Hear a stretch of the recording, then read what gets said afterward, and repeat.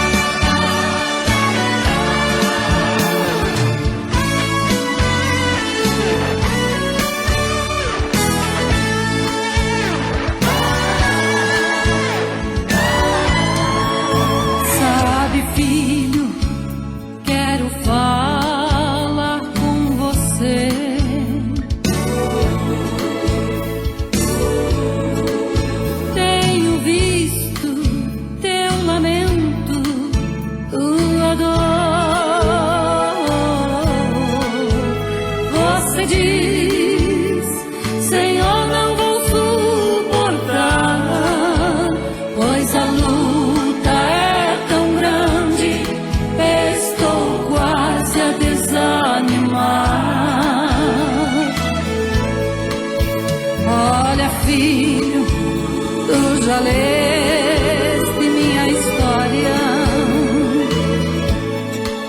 que eu deixei um trono de glória pra morrer por ti. Lá na rua central de Jerusalém, cada passo que eu dava, a marca do meu sangue ficava também.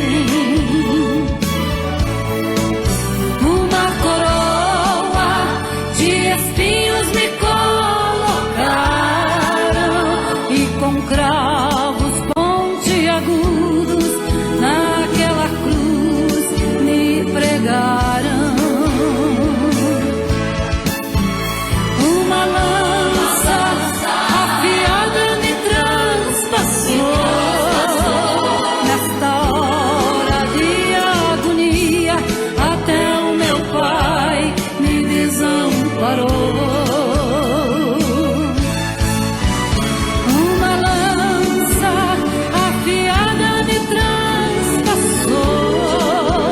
Nesta hora de agonia, até o meu pai me desamparou.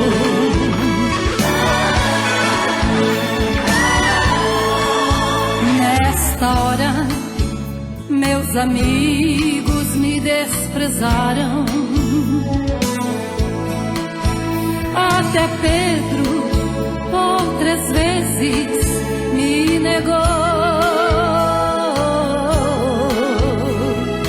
Lázaro, o amigo que ressuscitei, procurei com os meus olhos, mas também não avistei.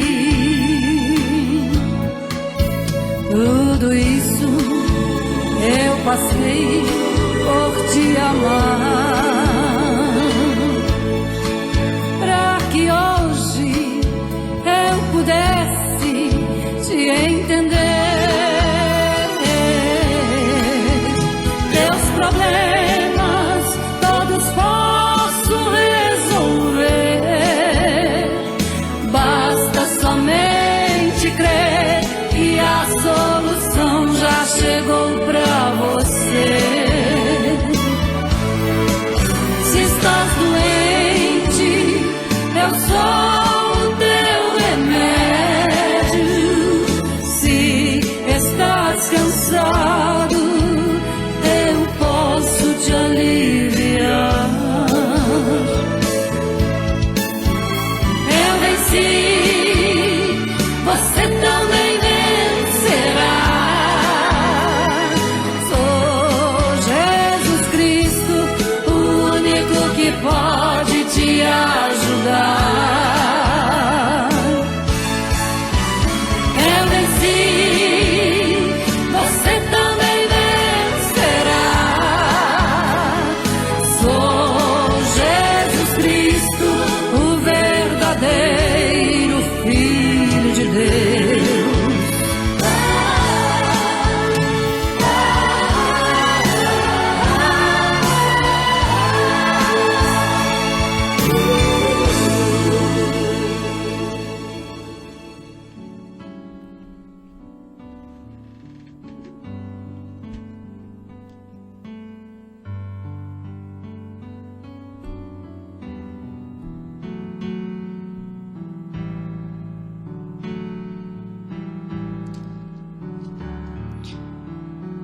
Nasceu nas terras de Israel, em uma manjedoura, um menino muito especial.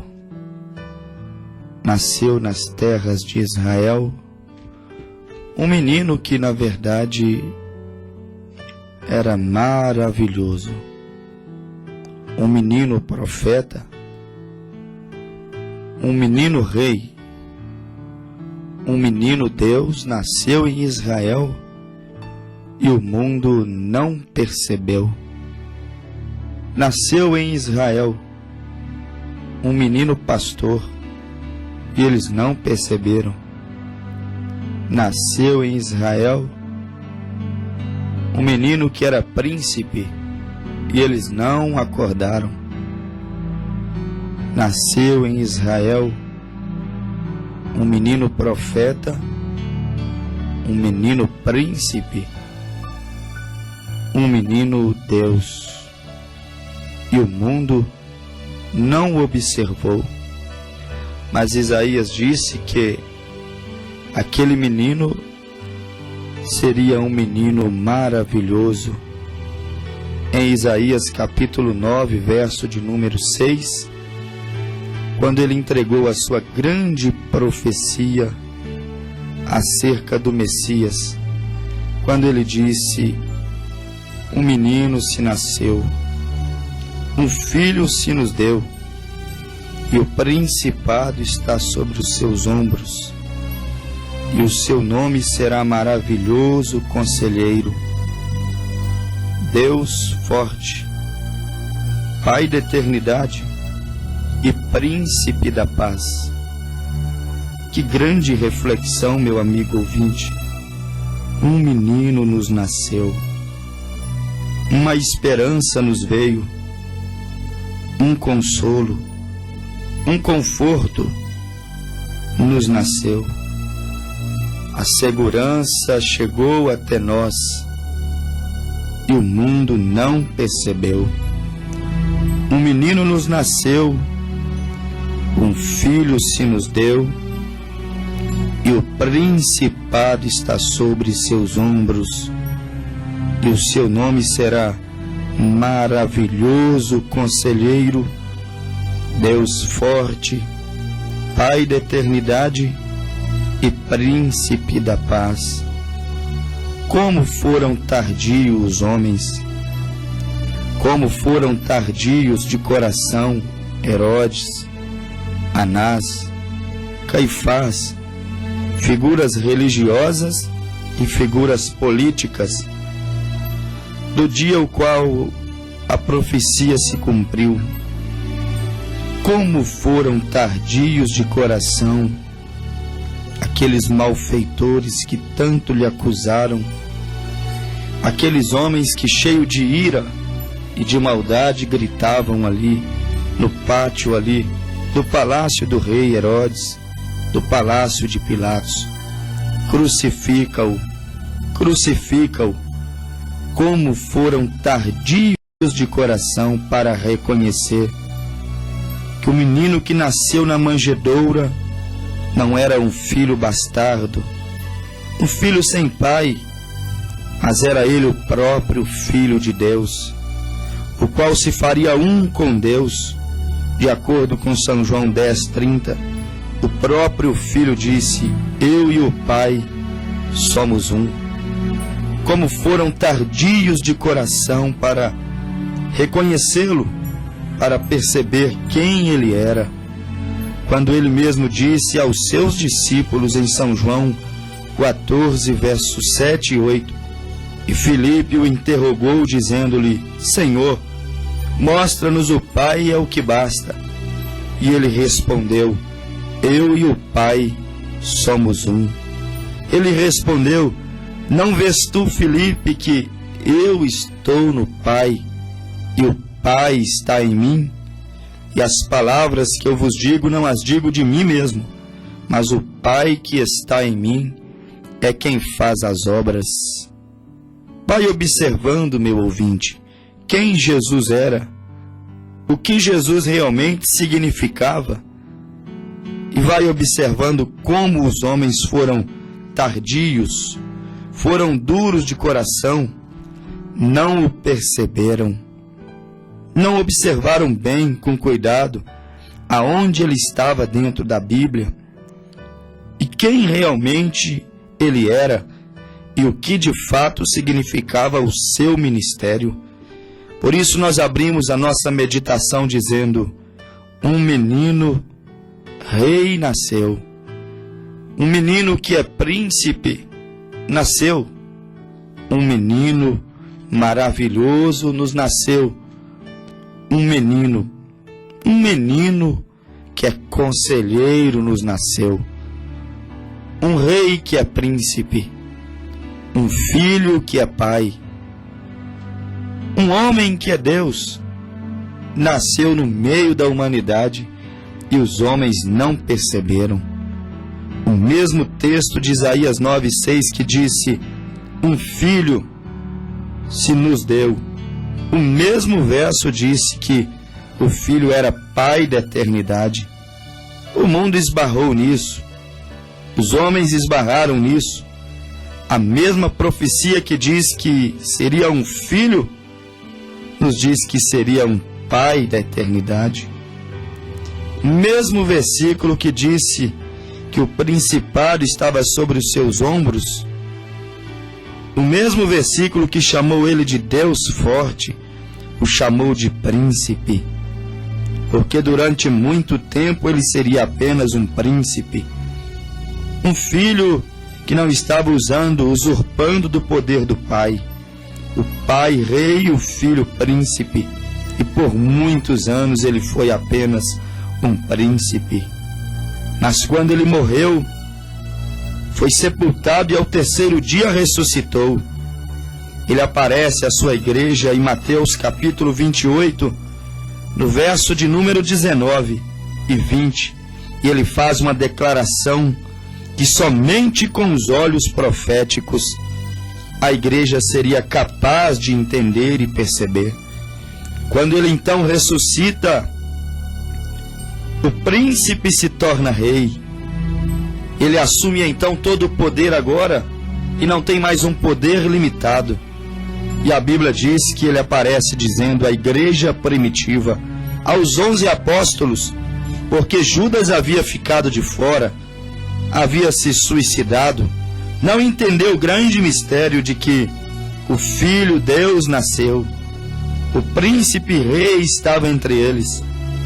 E então Jesus disse: portanto, ide, ensinai a todas as nações, batizando-as em nome do Pai, do Filho e do Espírito Santo, ensinando-as a guardar todas as coisas que eu vos tenho mandado, e eis que estou convosco todos os dias, até a consumação dos séculos. Eles não estavam entendendo que o príncipe virou rei e que o filho se manifestou agora como pai. E então agora todo o poder lhe foi dado. Mateus 28:19, Mateus 28:18, ele disse: e chegando-se Jesus falou dizendo: é-me dado todo o poder no céu e na terra. E se ele recebeu todo o poder celestial e todo o poder na terra, é porque agora ele se tornava rei e seria reconhecido como Rei dos Reis e Senhor dos Senhores. Para aqueles que conhecem os reis da Bíblia, eles sabem que um rei significava também a voz de Deus. Eles sabem que um rei, quando falava, aquilo era uma lei e deveria ser cumprido, porque o rei era a autoridade suprema e não havia ninguém acima daquele rei. E quando a Bíblia diz que Jesus se fez rei, meu amigo ouvinte, isto mostra que não há mais nenhum outro Deus que tenha mais poder que ele. E aí nós começamos entendendo que o filho se tornou pai, o príncipe se tornou rei.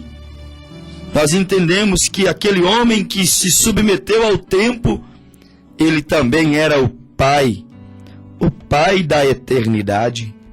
E aí você encontra Filipenses, capítulo de número 2, já começando a dar uma pequena visão de quem era aquele menino. Você encontra Filipenses dizendo que aquele menino, aquele filho, que o mundo não descobriu, não percebeu da maneira que deveria descobrir. A Bíblia disse: de sorte que haja em vós o mesmo sentimento que houve também em Cristo Jesus, que sendo em forma de Deus, não teve por usurpação ser igual a Deus.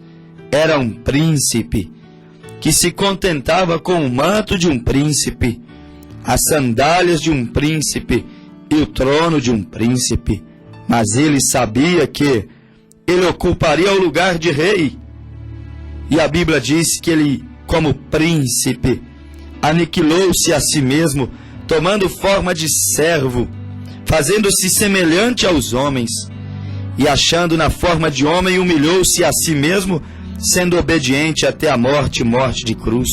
Mas depois disso, da sua morte, depois dele ser obediente como servo, como um príncipe, a Bíblia disse no verso 9 de Filipenses capítulo 2, pelo que também Deus o exaltou soberanamente e lhe deu um nome que é sobre todo o nome, para que ao nome de Jesus se dobre todo o joelho, dos que estão nos céus e na terra e debaixo da terra, e toda língua confesse que Jesus Cristo é o Senhor, para a glória de Deus Pai.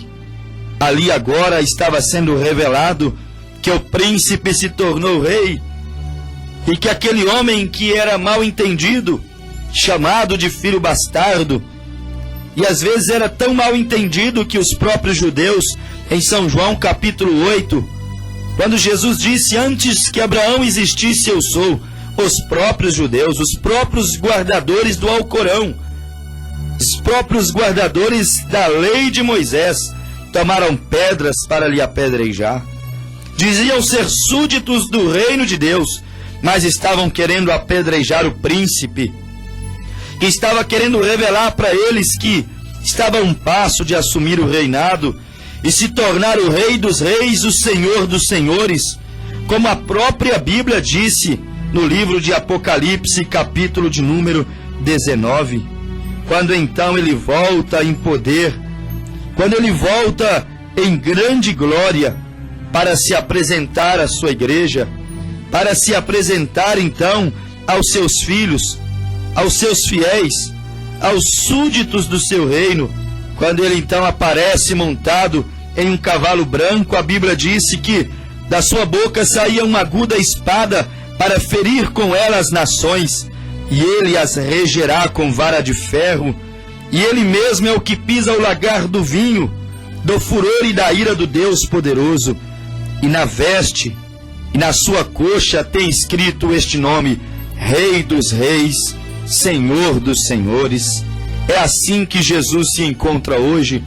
Meu amigo, ele não se encontra hoje como um príncipe, vamos dizer assim, como uma segunda pessoa da Trindade, mas ele se encontra como Rei dos Reis e como Senhor dos Senhores.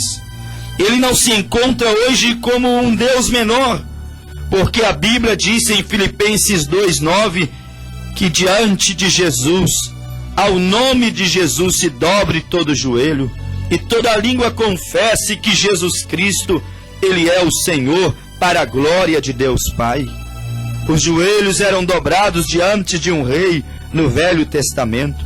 Se lembram no livro de Daniel, quando Sadraque, Mesaque e Abednego não se dobraram diante do rei Nabucodonosor?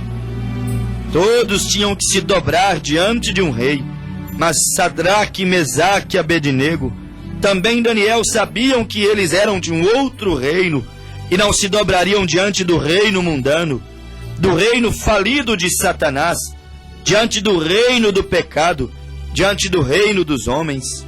E aí nós encontramos que reverências eram dadas somente a um rei, joelhos eram dobrados somente diante de um rei. Somente um rei tinha a palavra final. A palavra de um rei era a palavra, era uma lei máxima. E assim Jesus é hoje o Rei dos Reis, o Senhor dos senhores. Assim Jesus é hoje, não um semideus, mas Jesus hoje se coloca na igreja depois do Calvário, depois de derramar a sua vida, depois de dar a sua vida no Calvário, como ele disse, eu tenho poder para dar a minha vida e trazê-la de volta. Depois que Jesus deu a sua vida e trouxe de volta, ele se assenta no trono do Pai, não mais como, ou seja, parecido com Deus, mas agora ele se assenta, porque agora ele é a própria pessoa de Deus.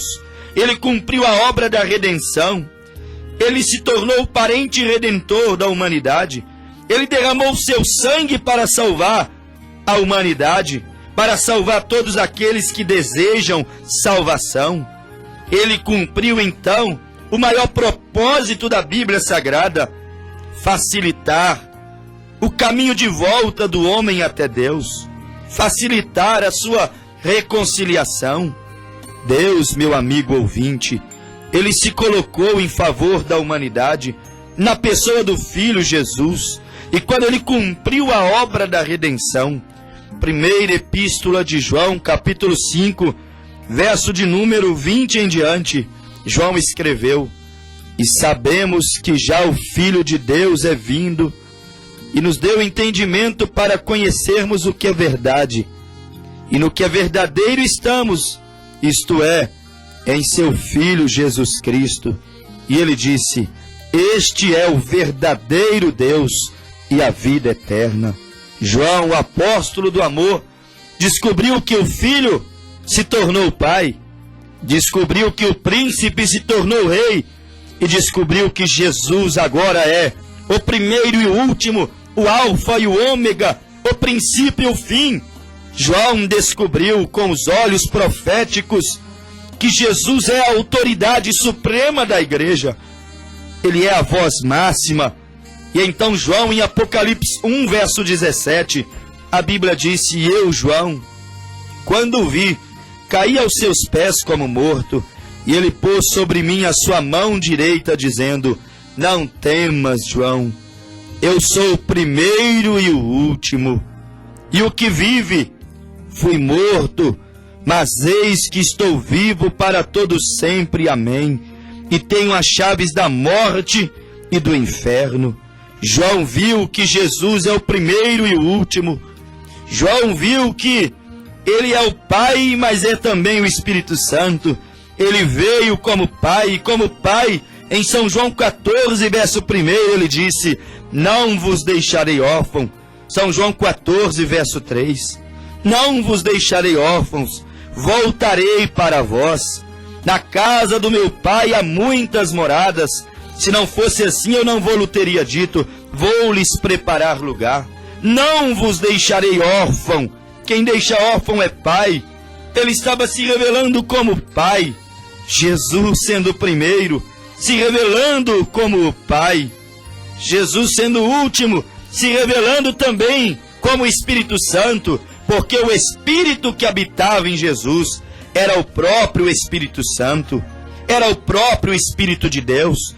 Por isso, quando um crente é batizado com o Espírito Santo, é a vida de Jesus, é o Espírito de Jesus vindo morar dentro daquela pessoa, vindo morar dentro daquele homem. O próprio Jesus disse isso, São João 14, 26, mas aquele Consolador, o Espírito Santo, que o Pai enviará em meu nome, vos ensinará todas as coisas e vos fará lembrar de tudo quanto vos tenho dito. O Espírito Santo não vem em outro nome, senão em nome de Jesus Cristo. O Pai não vem em outro nome, senão em nome de Jesus Cristo. O Filho não veio em outro nome, senão em nome de Jesus Cristo. São João 3,16, a Bíblia diz que Deus amou o mundo de tal maneira que deu o seu Filho unigênito, para que todo aquele que nele crê não pereça, mas tenha a vida eterna. Quando este Filho, quando este corpo, quando este pedaço de carne foi gerado dentro do ventre de Maria, ele recebeu um nome, e o nome que ele recebeu foi Jesus. A Bíblia disse e chamará o seu nome Jesus, porque ele salvará o seu povo de seus pecados. O Filho Jesus, o Pai, Senhor, o Espírito Santo Cristo, a unção, a vida vindo morar. E a Bíblia mostra que nasceu um menino em Israel, um menino apenas, se chamava apenas Jesus, porque era apenas uma criança, era apenas um filho, era apenas um servo ainda. Porém, a Bíblia nos diz em Atos 10:36, que Deus ungiu a Jesus de Nazaré com o Espírito Santo e virtude.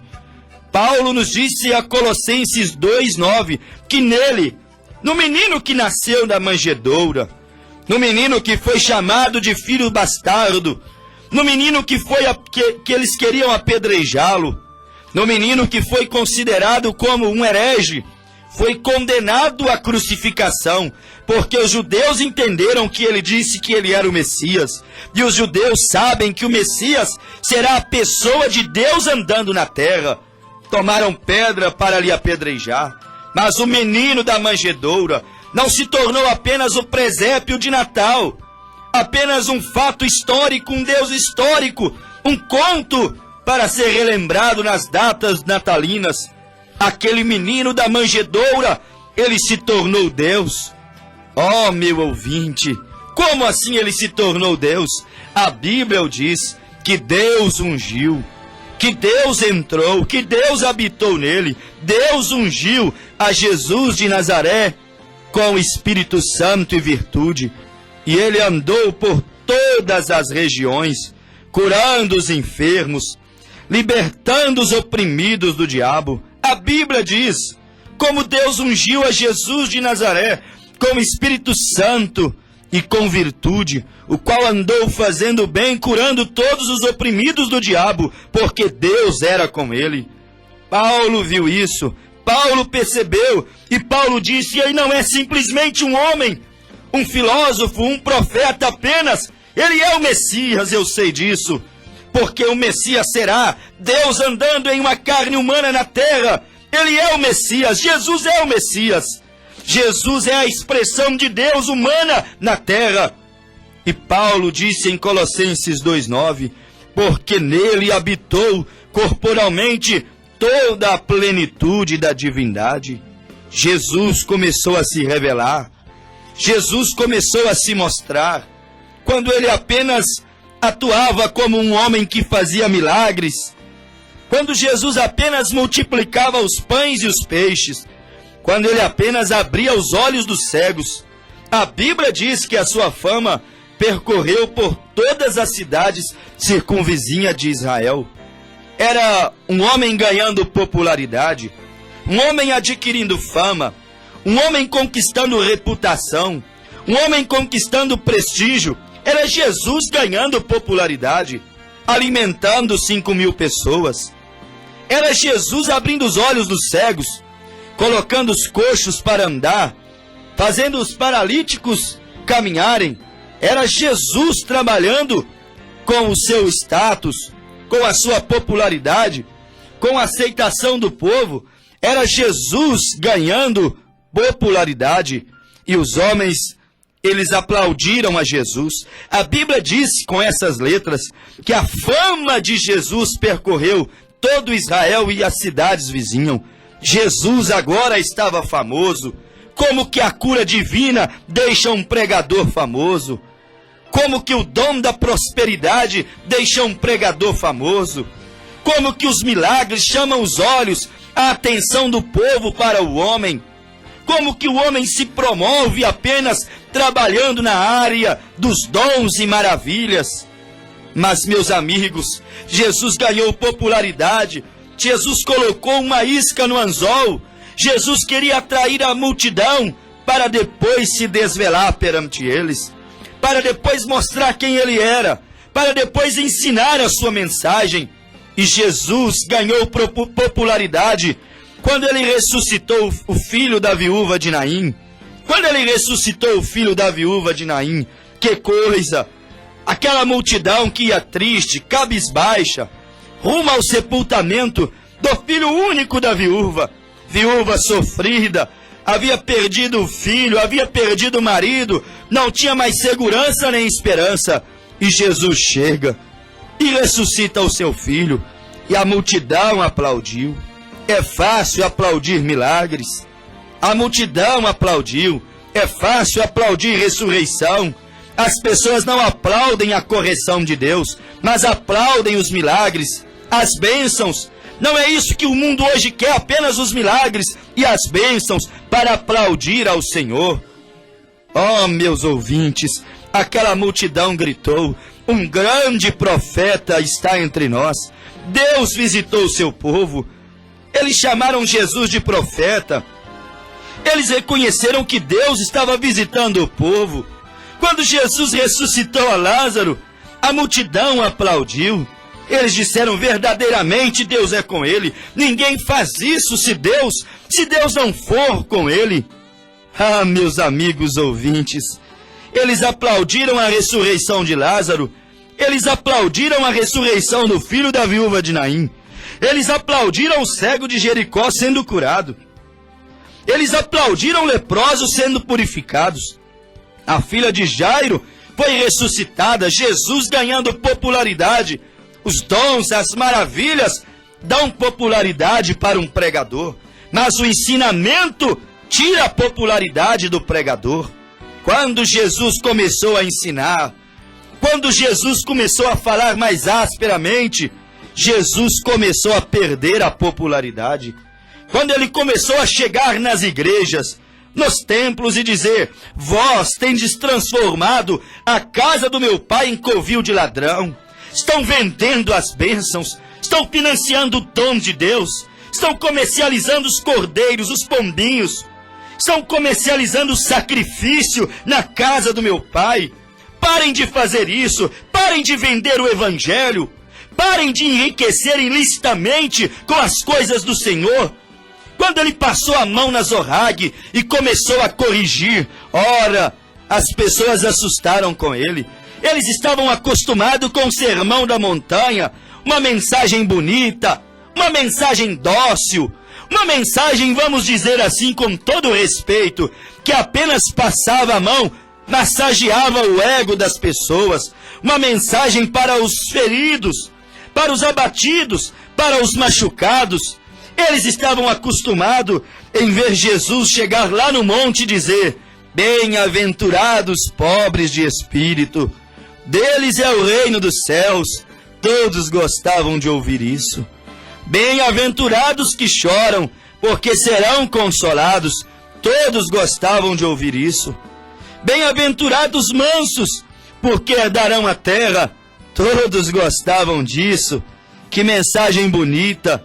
Bem-aventurados que têm fome e sede de justiça, serão fartos. Bem-aventurados misericordiosos, alcançarão misericórdia. Bem-aventurados limpos de coração, porque verão a Deus. Era uma mensagem bonita, era uma mensagem mansa, era uma mensagem que qualquer bom homem hoje pode ter, e assim ainda perder a salvação. Mas quando Jesus falou: vocês estão fazendo da casa do Pai uma casa de ladrão, estão vendendo as bênçãos, estão vendendo o sacrifício. Não é para vender o sacrifício, não é para cobrar o holocausto, não é para vender os votos. Não tem que se pagar pela libertação, não tem que se pagar pela cura divina, não tem que se pagar pela reconciliação de um casamento, não.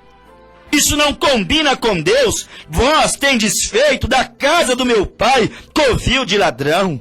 É o que está escrito, meu amigo, e eu devo viver daquilo que está escrito, da palavra, do evangelho de nosso Senhor. Agora sim, Jesus começou a perder a popularidade, porque Jesus está corrigindo, chamando a atenção, encostando na parede. Eles não estavam acostumados. Jesus encheu-os de poder e virtude. Saíram, expulsaram os demônios, São João 6. E eles voltaram alegres, dizendo: Senhor, nós oramos, os enfermos são curados. Senhor, nós oramos, o povo prospera. Senhor, nós damos uma palavra e aquela palavra se cumpre. O Senhor tem honrado com a nossa palavra. estavam alegres por ver os dons de Deus, por ver os milagres de Deus. Como o povo se ilude apenas com os dons de Deus. É verdade, é maravilhoso, é gostoso. A igreja precisa dos dons de Deus. Mas não se iluda só com os dons.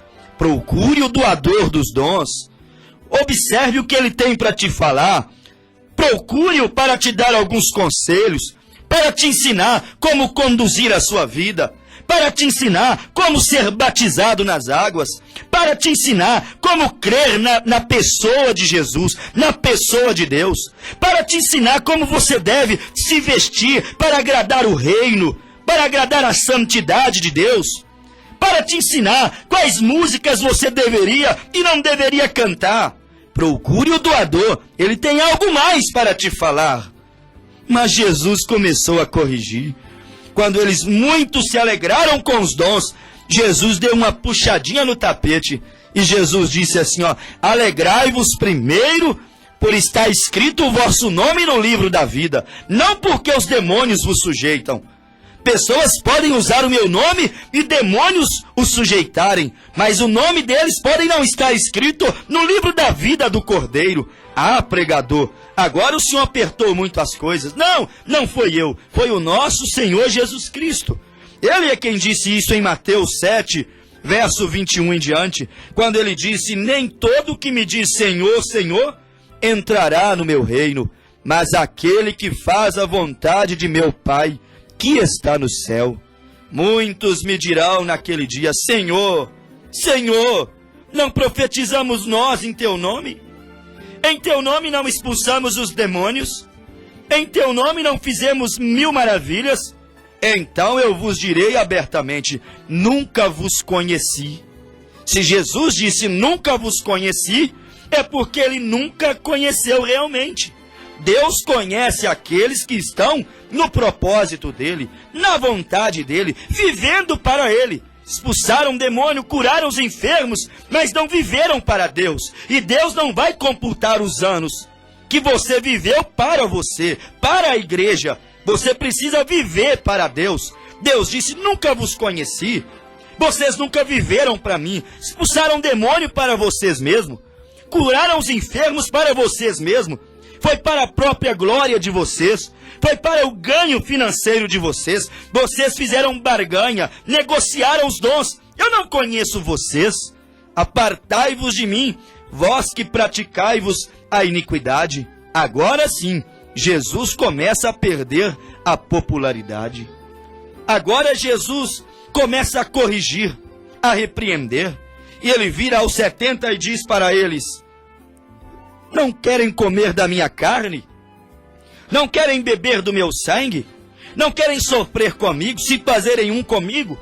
Ao invés de ficar apenas usando os meus dons, venham se compromissar comigo. Venham viver vida no altar. Venham viver vida vivida, pagar um preço. Não querem comer da minha carne e beber do meu sangue? Olharam um para o outro, ficaram um pouco assustados e disseram, ele ficou louco.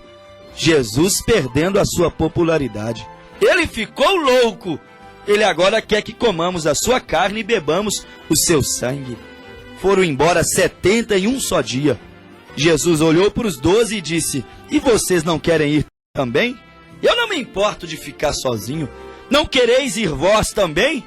E eles olharam um para o outro e disseram, não estamos entendendo a correção, mas tem uma coisa, para onde iremos nós, Senhor? Sendo que somente Tu é que tens palavras de vida eterna. Para onde iremos nós? Aonde ficaremos nós? Em que ministério nós iremos nos esconder? Senhor, mesmo sem entender, o melhor que está tendo é ficar junto com o Senhor mesmo. O melhor que está tendo é esconder debaixo das Tuas asas mesmo. O melhor que está tendo é entrar debaixo do Teu ensinamento mesmo. Só Tu tens palavras de vida eterna. Jesus perdendo a popularidade. É assim, meu ouvinte, quando Jesus começa a ensinar e a corrigir, ele perde a popularidade. E ele vai até o Calvário. Quando ele repreende, ele vai até o Calvário. E eles conseguem matá-lo, mas não conseguem pôr fim no seu ministério, porque ele ressuscita. Ele volta como Espírito Santo e ainda continua falando hoje ainda. O mundo está precisando de uma mensagem de correção, não de bajulação. O mundo está precisando de uma mensagem que convide o povo ao arrependimento, como Jesus fazia quando esteve na terra, como Paulo fazia, como Pedro fazia. Pregavam duramente o arrependimento, condenavam o pecado até as raízes, e condenando o pecado, o pecador era liberto e vinha se render aos pés do Senhor, vinha se render ao Evangelho. Jesus perdendo a popularidade. O mundo não quer ser corrigido. As mulheres modernas não querem ser corrigidas. Não podem dizer nada sobre o figurino delas, sobre as vestes delas, sobre a imoralidade delas, que elas não estão parecendo com santas de Deus. Não podemos dizer mais nada, porque senão Jesus perde a popularidade delas. Jesus cai no conceito delas, não querem ser corrigidas. Não pode corrigi-los, senão Jesus cai na popularidade, cai no conceito deles. Mas há alguém que diz: a quem iremos nós? Somente tu tens palavras de vida eterna. Deus te abençoou mais uma vez, em nome do Senhor Jesus Cristo. Amém, Senhor.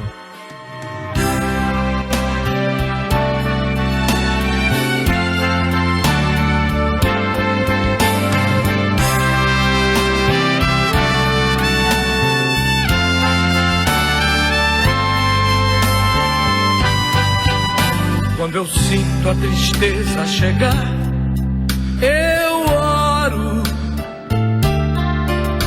Quando vejo minha fé vacilar, eu oro. Quando sinto que não sou o mesmo, quando penso que ninguém eu sou, na oração eu encontro refúgio e afasta o temor. Quando eu oro,